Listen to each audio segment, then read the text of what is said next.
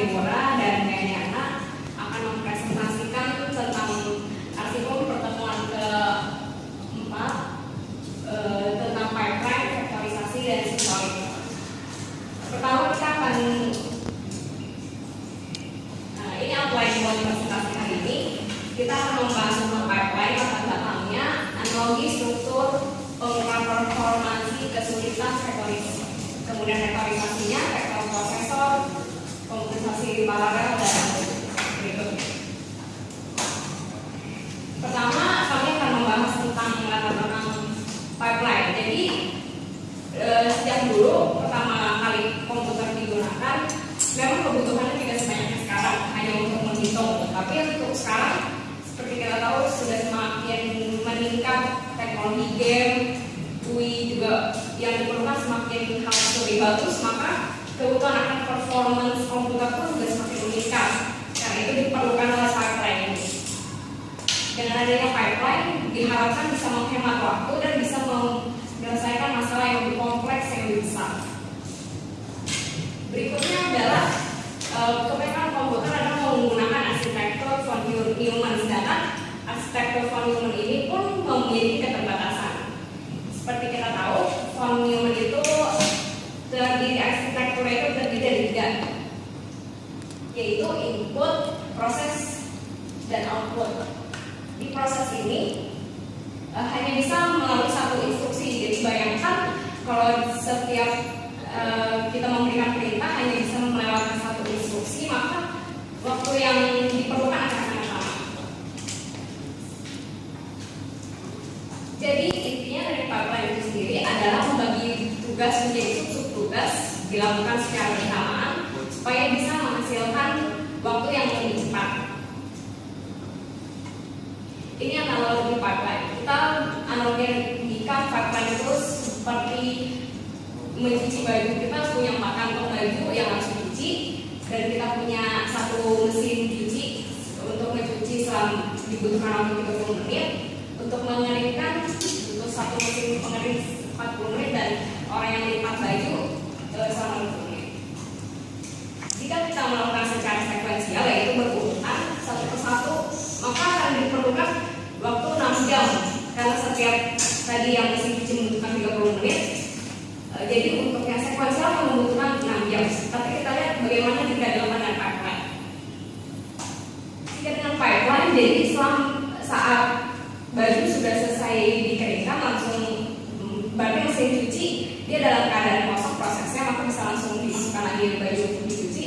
Ini akan sangat menghemat waktu. Jadi dari 4 kantong, jika dilakukan dengan pipeline, bisa selesai dalam waktu 3,5 jam.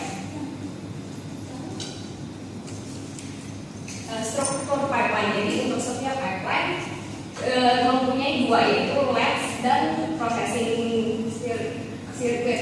Latch ini sendiri seperti register, jadi untuk inputnya dan processing unitnya. Setiap latch dihubungkan dengan sinyal clock, jadi untuk kapan itu akan dipanggil. Ini contoh 5-stage pipeline, tapi sebenarnya pipeline itu nggak selalu 5 stage, dia bisa 2 stage saja. Yang penting tadi dia punya latch-nya sama processing unitnya.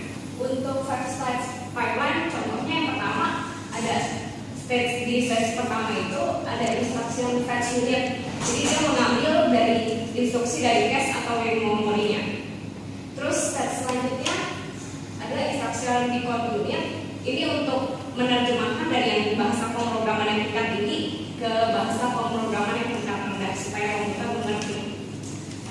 Yang stage selanjutnya operan fetch unit, ini mengambil nilainya dari operannya. Kemudian instruction execution unit dieksekusi instruksinya. Berikutnya write back unit, kemudian dikembalikan lagi.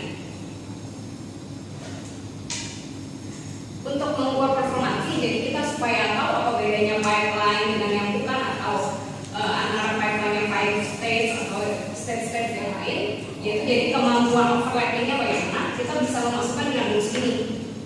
Jadi di pipe itu performansinya bisa M-nya jumlah stadium pipeline-nya yang tadi seperti 5 stage atau 2 stage, terus kemudian P itu periode of clock-nya, N itu jumlah input test yang akan kita masukkan itu berapa.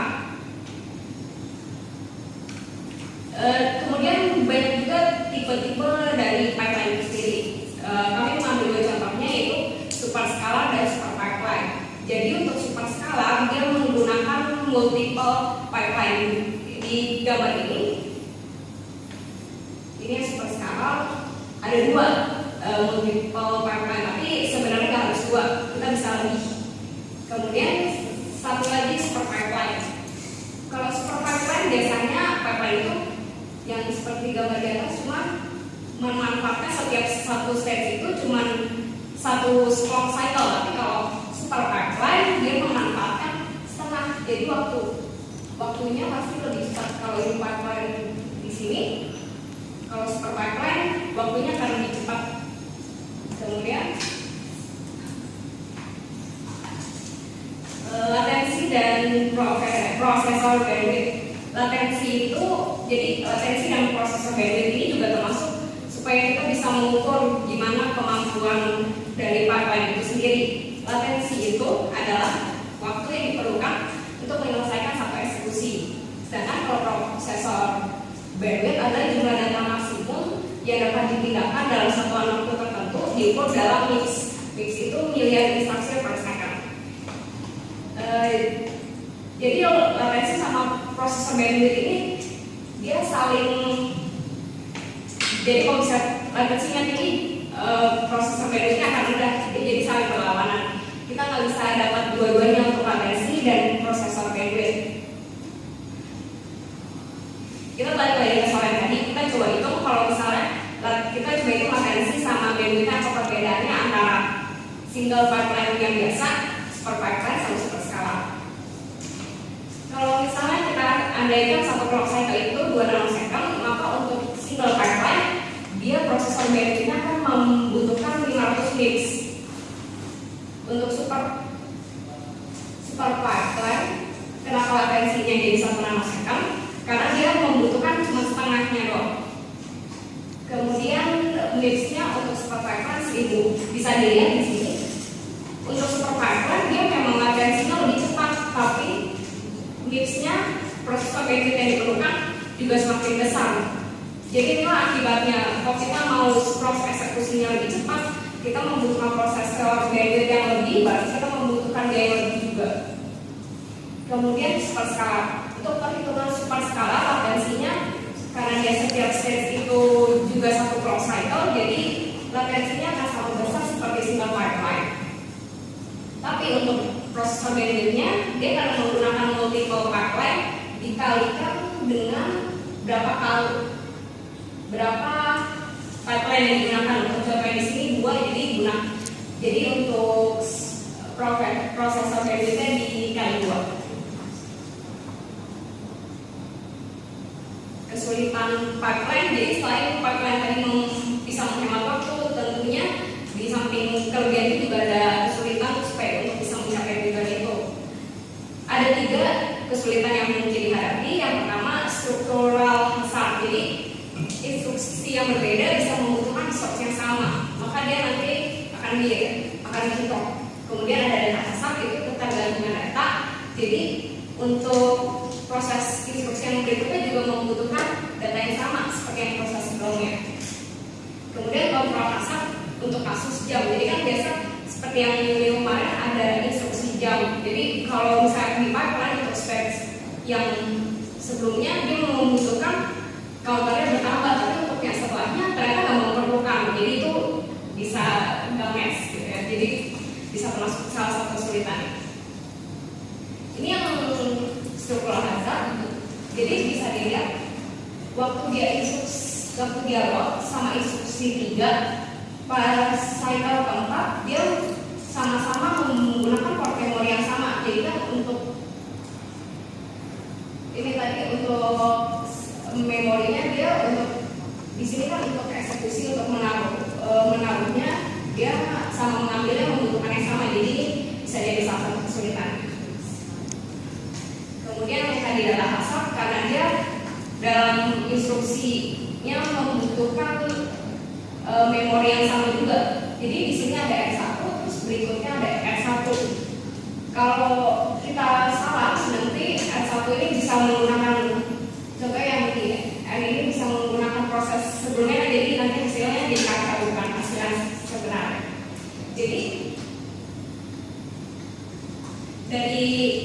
kesulitan-kesulitan ini ada solusinya juga, bisa dengan menjadi harus untuk data-data yang menggunakan name resource yang sama bisa harus ditunda dulu untuk instruksi yang setelahnya, jadi harus menunggu sampai instruksi sebelumnya selesai.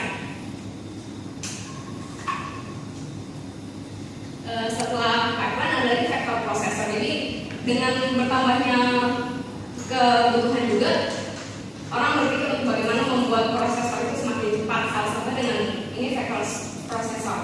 Jadi kalau kita biasa hanya ini satu instruksi, dia punya satuan sendiri yaitu vektor namanya. Dikerjakannya secara paralel bersamaan. Kemudian dengan kita menggunakan vektor processor, ini akan mengurangi tadi di stage pertama dan kedua yaitu fetch dan encode-nya.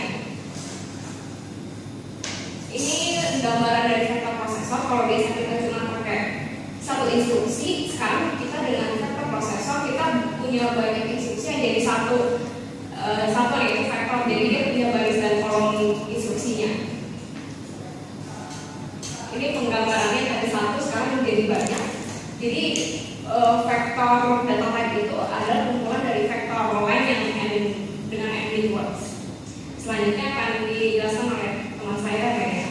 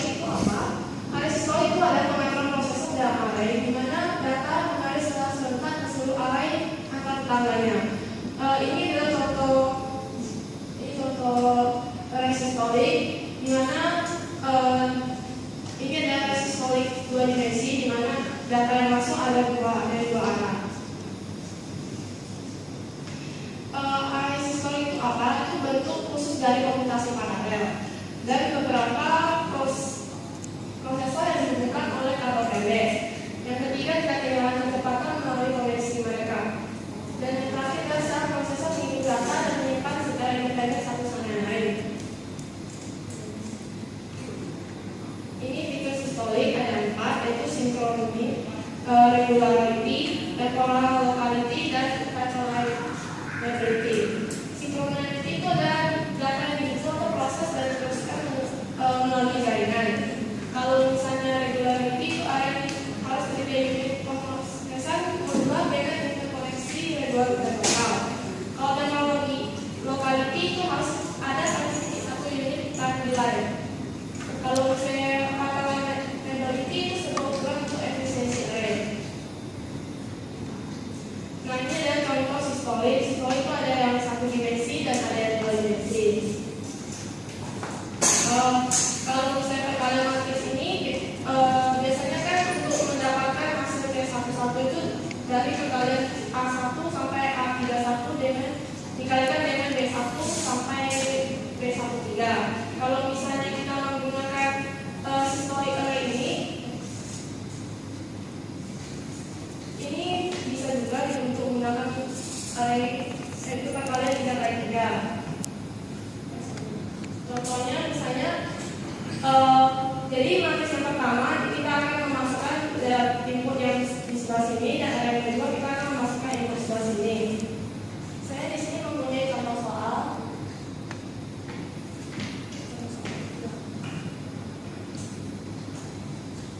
Ya di sini ada matriks 3 kali 3 kali 3 kali 3. Jadi pertama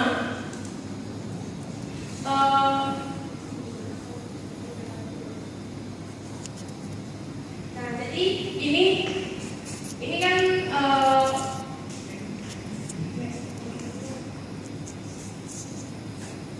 tadi kan dilihat ya kalau misalnya untuk pertama kali dikerjakan itu A11 dengan B11. Habis itu nanti dilanjutkannya lagi mengerjakan pada kelompok kedua. Pada kelompok kedua kita akan mengerjakan 3 itu dikali dengan 4. Jadi dia masuk terus dikalikan. Ini kelompok 3-nya, terus ini kelompok keempatnya. Sekali lagi mereka ditambahkan hasilnya dari P1 sampai 9. Ini kelompok 6 dan ini yang terakhir. Jadi ini adalah hasil dari perkalian matriks 3 kali 3 tersebut.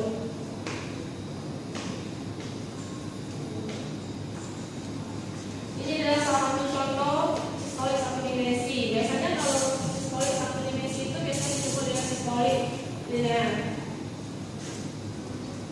Sistoid dimensi ini juga digunakan dalam komputer dan dikembangkan di kami telah digunakan untuk simulasi jaringan saraf tiruan. Ini adalah sebuah sistem dengan 10 atau lebih program salah satu dimensi array. Berikut ini adalah contoh gambarnya. Keuntungan menggunakan sistem ini adalah mengerjakan beberapa masalah eksponensial dalam waktu linear atau polinomial. Kalau dan yang kedua adalah dapat melakukan banyak tugas yang mesti prosesnya tunggal tidak dapat dicapai.